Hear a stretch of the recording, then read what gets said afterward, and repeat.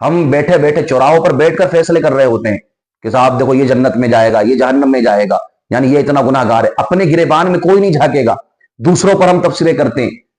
دوسروں کی ذات کے بارے میں باتیں کرتے ہیں، یہ تو نماز نہیں پڑھتا، یہ تو یہ نہیں کرتا، جو چھوڑ رہا ہے یقیناً وہ غلط کر رہا ہے، لیکن آپ جنتی اور جہنمی ہونے کا فیصلہ تو نہیں کر سکتے نا۔ ماہ رمضان وہ برکت والا مہینہ ہے، وہ مقدس مہینہ ہے کہ جس کا دن ہو یا جس کی رات ہو، ہر وقت اللہ کی عبادت ہوا کرتی ہے۔ دیکھیں، روزہ عبادت، افطار عبادت، تراویح پڑھنا عبادت، پھر تراویح پڑھنے کے بعد میں آپ سو گئے سحری کے انتظار میں، تو وہ آپ کا جو سونا ہے نا میرے عزیزو، وہ بھی عبادت میں لکھا جائے گا۔ آپ اٹھے، آپ نے سحری کی، سحری کھانا بھی عبادت۔ تو میرے عزیزو، اس کا دن ہو یا رات، ہر وقت اللہ کی عبادت ہوا کرتی ہے۔ یہ رب کا فضل ہے، رب کا کرم ہے اپنے بندوں کے اوپر۔ اور اس ماہ مبارک میں میرے عزیزو اگر کوئی نفل ادا کرتا ہے نا تو اللہ اس کو فرضوں کے برابر ثواب عطا فرماتا ہے، اور اگر کسی نے فرض ادا کیا تو رب کریم اس کو 70 فرائض کے برابر ثواب عطا فرماتا ہے۔ لیکن کتنے بد نصیب لوگ ایسے ہیں، کتنے کم نصیب لوگ ایسے ہیں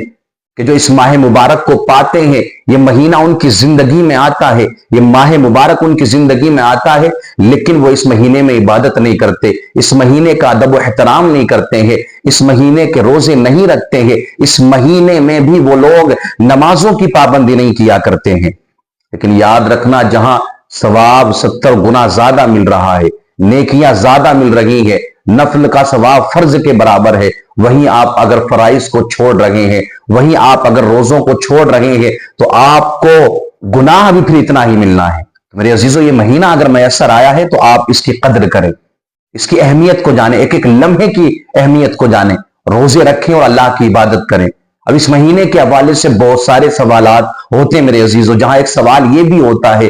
کیا اس مہینے میں جس کا انتقال ہو جائے، جو اس مہینے میں فوت ہو جائے، کیا وہ سیدھا جنت میں جائے گا، بغیر حساب و کتاب کے جنت میں جائے گا، اس سے کوئی سوال و جواب نہیں ہوگا، کچھ نہیں پوچھا جائے گا؟ کہ جو اس مہینے میں انتقال کرتا ہے، اللہ اس کو بغیر حساب و کتاب کی جنت میں داخل فرمائے گا، اور اس مہینے میں نہ کھانے کا حساب ہوگا، نہ مرنے کے بعد میں کسی چیز کا حساب لیا جائے گا۔ اب یہاں میرے عزیزو ایک سوال ہمارے ذہن میں آ سکتا ہے، آپ دیکھیں کتنے لوگ ایسے ہوا کرتے ہیں کہ جو گناہگار ہیں، جنہوں نے پوری زندگی گناہوں میں گزاری، پوری زندگی وہ عیاشیاں کرتے رہے، نمازوں کو ترک کرتے رہے، پوری زندگی میرے عزیزو اللہ اور اس کے رسول کے حکم کی نافرمانیاں کرتے رہے۔ بظاہر دیکھنے میں ایسا لگتا ہے کہ یار یہ کتنا بڑا گناہ گار ہے، ہر وقت یہ گناہوں میں مبتلا رہتا ہے، ہر وقت یہ گناہ کے کام کیا کرتا ہے، جنت تو بہت بڑی بات ہے، یہ جنت کی خوشبو سے بھی دور رہے گا۔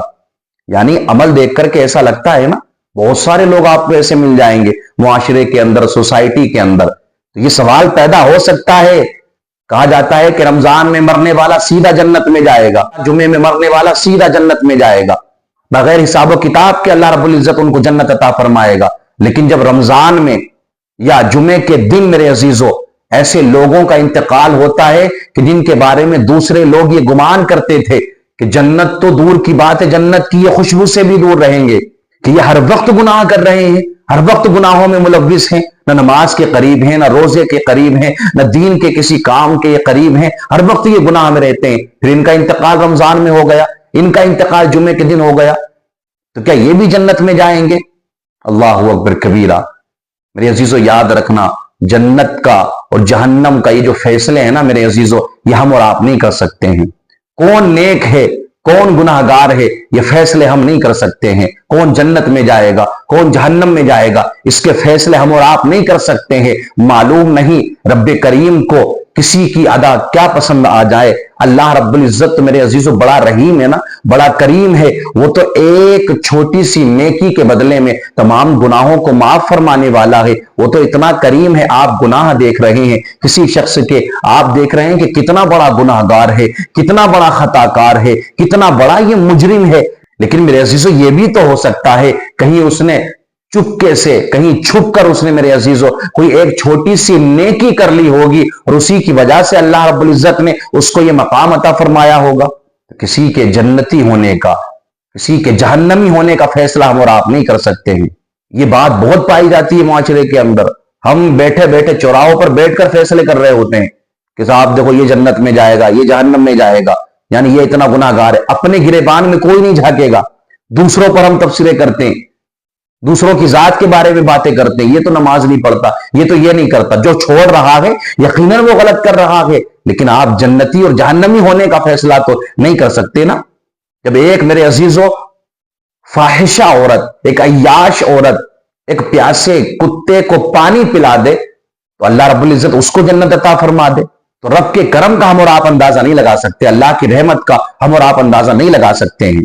تو کتنا بھی بڑا گناہ گار ہے، یا آپ کی نگاہوں میں وہ گناہ گار تھا، مجرم تھا، اور اس کا انتقال میرے عزیزوں رمضان میں ہوا ہے، شرط یہ ہے کہ ایمان کی حالت سے گیا ہو. کیونکہ یاد رکھنا، جنت میں جانے کے لیے ایمان سے دنیا سے جانا ضروری ہے.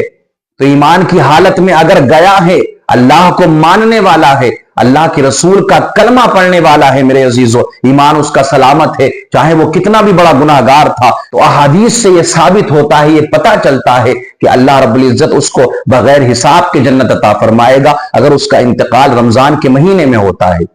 تو اب یہاں پر آپ کو سوشل میڈیا پر بہت سارے کلپ، بہت ساری ویڈیوز، بہت سارے بیانات مل جائیں گے، بولے یہ کہاں سے آ گیا، یہ کیسے ثابت ہو گیا، نہیں جائے گا وہ کیسے چلا جائے گا. تو یار اگر کوئی جنت میں جا رہا ہے تو اس کا دکھ ہے، آپ کو تکلیف ہے، آپ کو کیوں پریشانی ہو رہی ہے؟ آپ کی وہ جگہ لے رہا ہے جنت میں جا کر کے معاذ اللہ رب العالمین، کہ آپ کا اس نے کچھ لے لیا ہے. اپنے ایک مسلمان بھائی کے لیے، ایک مومن کے لیے اچھا گمان ہونا چاہیے نا. ہمیں تو یہ ہونا چاہیے کہ یار اللہ ہمیں بھی مرنے کے بعد میں جنت عطا فرمائے، اور میرا جو بھائی ہے اگر وہ گناہ گار بھی ہے، خطا کار بھی ہے، نمازوں کو چھوڑتا ہے اور میرے عزیزوں نیک کام سے دور رہا کرتا ہے، تو دعا کریں اللہ اس کو توفیق عطا فرمائے، اس کو بھی رب کریم جنت میں اعلیٰ مقام عطا فرمائے. لیکن ہماری سوچ تو وہی ہے نا جو ہم دنیا میں سوچتے ہیں کہ میرا ہی مکان بن جائے، مجھے ہی گاڑی مل جائے، میرے ہی پاس میں پیسہ ہو، میرے بھائی کے پاس میں کچھ نہ ہو، اس کے پاس میں جائیداد نہیں ہونی چاہیے، بس میں ہی اچھا کھا لوں، میں ہی اچھا پہن لوں، دوسرے کے پاس میں کچھ نہیں ہونا چاہیے. تو یہی سوچ آخرت کے لیے بھی رکھی ہوئی ہے کہ بس میں ہی جنت میں جاؤں، دوسرا کوئی اور جنت میں نہیں جانا چاہیے معاذ اللہ رب العالمین. تو ایسے لوگ، ایسی گھٹیا سوچ رکھنے والے، بیکار سوچ رکھنے والے لوگ بھی آپ کو مل جائیں گے. جب یہ ثابت ہو گیا کہ جمعے میں مرنے والا اور رمضان میں مرنے والا جنت میں جائے گا بغیر حساب کے، تو اب یہاں بحث کرنے کی، تفسیریں کرنے کی اور اختلافات پیدا کرنے کی کیا ضرورت ہے؟ اگر یار اس سے حساب و کتاب نہیں ہو رہا ہے تو اچھی بات ہے. میرے آقا کی وہ حدیث بھی ہے نا، اللہ کے رسول نے فرمایا کہ میرے امتی کتنے ایسے ہوں گے جو گناہوں کے ساتھ قبر میں جائیں گے، جب وہ اٹھیں گے تو ان کی مغفرت ہو چکی ہوگی.